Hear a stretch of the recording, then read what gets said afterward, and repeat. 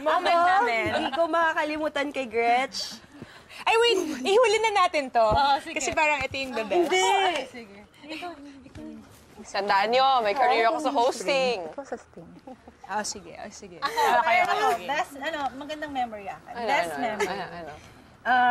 Yung nagtagaytay tayo. Okay. Seniors na tayo, nagtagaytay tayo. Tapos nung pabalik na, empty ka na. Tapos yung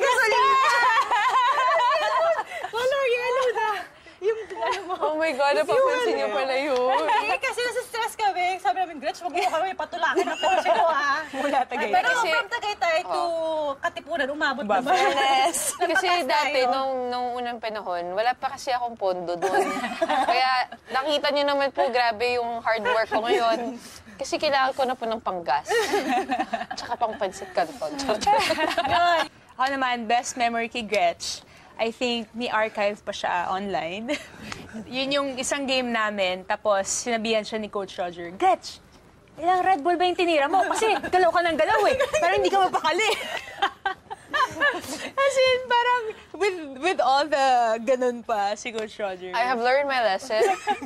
That's why I'm much calmer now. Ay. Ako naman, yung pagdating ni Gretch sa dorm, bigla na lang nakasaklay. Tapos, na-sprain pala siya. Take note, hindi lang isang paa, dalawa. Na para kami, anong nangyari sa'yo? Pero hanggang ngayon, nangyari yun? Isang linggo siya nakasaklay na. Rookie pala ako noon, tapos na-sprain ako ng 2 paa kasi naglaro ako sa ibang liga. Ano nga dahilan natin kay Coach no? Sinabi ko kay Coach Roger kasi takot ako mawala ng athletic scholarship. Sabi ko, Coach, umuulan kasi.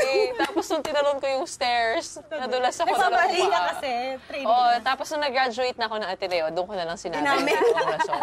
Kasi baka sabihin niya sa akin na, yun nga eh, foul. Goodness gracious, Pero Gretchen. wait lang, last na talaga, may best memory ako. Ano na? Okay, ano to? Yung chinelas niya.